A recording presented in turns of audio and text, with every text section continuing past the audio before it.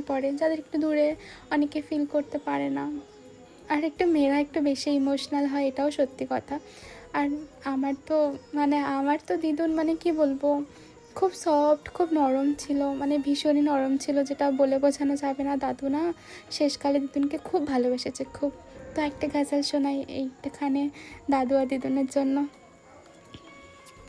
कहा आंसुओं की ये सौगात होगी, नए लोग होंगे, नई बात होगी, मैं हर हाल में मुस्कुराता रहूँगा, तुम्हारी मोहब्बत अगर मेरी साथ होगी, चिरागों को आँखों में महफूज रखना, बड़ी दूर तक राती रात होगी, मुसाफिर है हम भी, मुसाफिर हो तुम भी, किसी मोड़ पे फिर मुलाकात होगी।